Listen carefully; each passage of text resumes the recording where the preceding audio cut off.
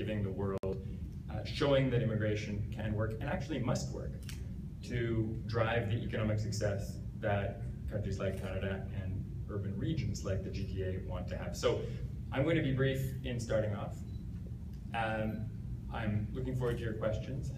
I just want to run through 10 or so highlights of our citizenship, immigration, and passport reforms over the past 4 years since the last election. We are going into an election campaign soon, and so it's important to take stock of where we have come and what we have achieved together, because the benefits of these reforms really are relevant to every Canadian, to those who are permanent residents, to those who are new citizens, to those who've been here longer. And I'll start with reform to the asylum system. Think back 10 years ago, think back even 4 or 5 years ago, to the way our system was going. Very long lead times to hearings before the Immigration and Review Board. Increasingly, large numbers of successful claimants, and claimants coming from safe, middle or high income countries.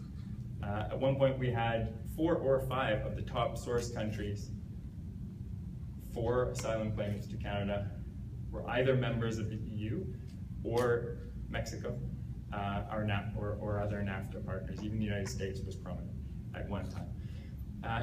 After the reforms, much faster hearings, much better service, and a renewed focus on those from countries that are truly facing some of the worst circumstances in the world, countries like Somalia, South Sudan, other conflict-affected countries in Africa, and above all, Iraq, Syria, Pakistan, Afghanistan, where conflicts that we know all too well, because of the devastation of terrorism in the world today, are still producing large numbers of migrants and internally displaced people. Second point, refugee resettlement.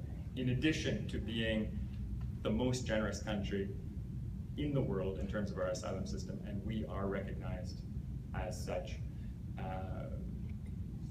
by many independent observers, we are resettling larger numbers of refugees to Canada this year than we were 4 years ago, and focusing that effort on the needs of religious, ethnic minorities, and others facing persecution, fleeing for their very lives from Iraq and Syria. And we have made a commitment that is close to 40,000 for the resettlement of Iraqis and Syrians.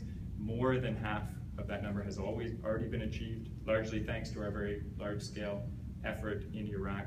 We've scaled up the Syrian effort, and the response of Canadians as private sponsors, as settlement agencies, has been very generous so far. And we are the only country to have made such a large commitment to refugees from both Syria and Iraq over several years, and to be implementing it according to plan, and with all the generosity and all the principle for which Canada is rightly known.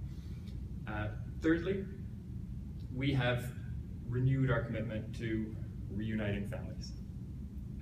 We have been, through our family class immigration programs, admitting from 10 to 20,000 more family members, sponsored spouses, parents and grandparents, dependent children per year than was the case under previous Liberal governments on average. And with our action plan for faster family reunification, we've seen the numbers of parents and grandparents this year and in 2 previous years really move much higher. We will be close to admitting 75,000 parents and grandparents in only 3 years, in addition to a super visa, which has proven very popular. We just saw the 50,000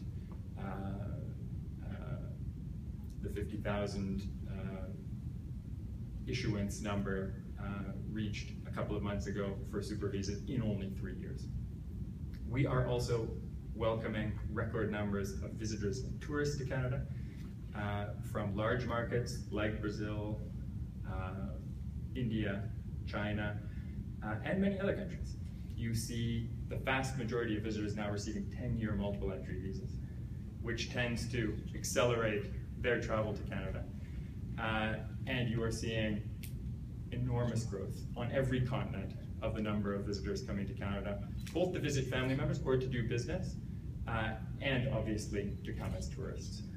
And the contribution to Canada's bottom line of all of these visits, for the Pan Am Games or any other occasion, is direct, economically significant.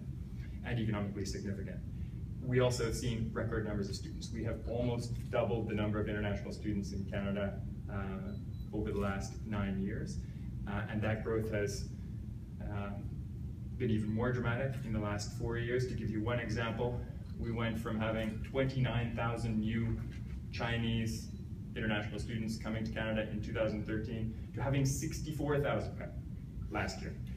And we've had similar double-digit increases from Latin America, again from India, from other countries in Asia, and from Europe, where the quality of Canadian education is better known than ever before. We've also been working hard to protect people in our immigration system.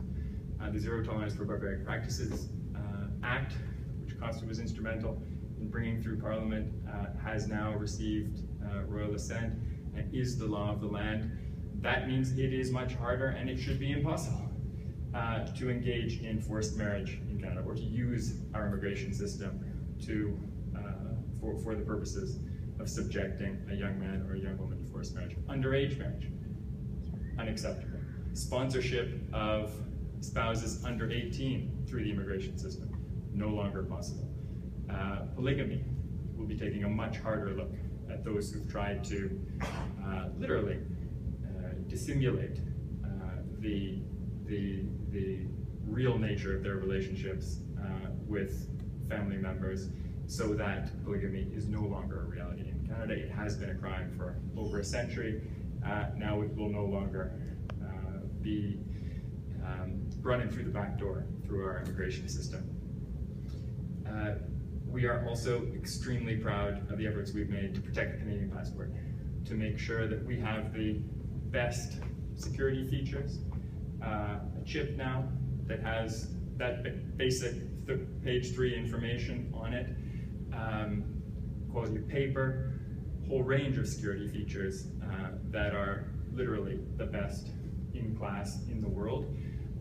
And then also a passport that can be valid if you choose this version of it for 10 years, and is more affordable, more cheaper than ever before. That has meant that the current 10-year e-passport on offer from Passport Canada is the most popular passport we've ever had. And we've seen literally millions being issued to Canadians as a result of that. We also have brought in express entry, a new, faster framework for economic immigration. The programs don't change.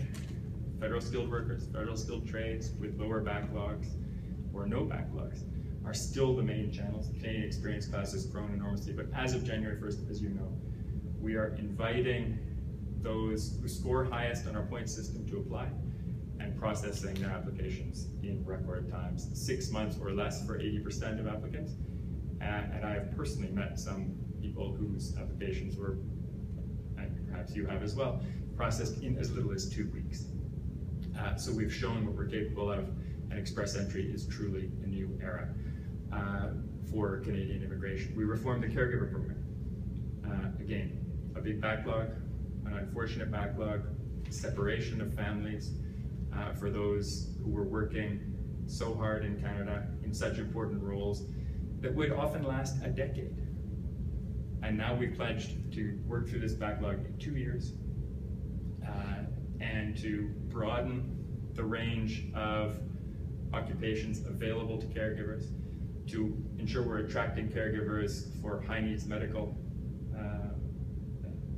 patients, those who need care at home or in institutions that is a bit more specialized than we've seen in the past, as well as ensuring families can get the care that they need for children or for loved ones. There are huge opportunities, unprecedented opportunities there now for caregivers, and the weight separation from family is going to go down is going down from up to 10 years to 3 years, because after 2 years of working in a temporary capacity, we will be processing caregivers at the same pace as we are processing applications under express entry in 6 months or less. Finally, to close off, I would be remiss not to mention citizenship and all of the pride that Canadians rightly take in being Canadian, in being able to vote, in having that passport. We sense it during the Pan Am Games, we sense it in this room, and this is the most active office for citizenship anywhere in Canada, and I think even for this very busy office, these have been the most busy 18 months ever, because thanks to Bill C-24, we will very soon not have a backlog of citizenship applications. We have made 262,000 new Canadians citizens in 2014 alone. That very high pace of production continues in 2015, and at the same time, we've been very clear what the requirements are for citizenship: knowledge, language, residency, 4 years out of 6, and what the circumstances are under which citizenship can be revoked. We have long had the ability to revoke it for fraud, for misrepresentation. We have done dozens of such revocations in recent years. Those measures were actually brought in by Liberal governments. And we have simply added the provision for revocation based on convictions for terrorism, treason, and espionage, crimes that very few Canadians commit, but crimes that are serious enough to call into question one's allegiance to Canada, crimes that most Canadians see as incompatible with the values of Canadian citizenship. And that measure, as everything we've tried to do, is there both to show how generous we are. There is no country in the world that naturalizes, that offers citizenship to so many immigrants, and our immigration numbers are at record levels in Canadian history. But we can only do that when the rules are clear and when the scope for abuse is reduced to the bare minimum, 0 if we can achieve it. Finally, we've tried to innovate in our immigration programs. We have a startup visa for entrepreneurs, unique in the world. We are undertaking unprecedented measures with partners across the country to attract francophones to Canada. We are attracting investors to put their resources into the venture capital sector, which is so important for the GTA and for all of Canada.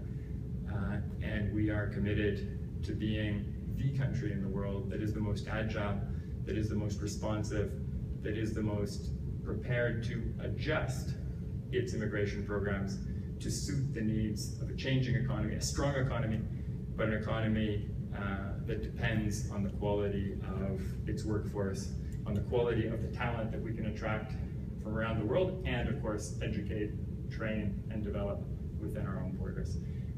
So this, I think, has been an area of strength for the Government of Canada under Prime Minister Stephen Harper over 9 years, particularly over the last 4 years, when we've been able to move forward with such an ambitious reform agenda. We look forward to working on it more with you down the road, but in the meantime, I'm open to your questions. Thank you.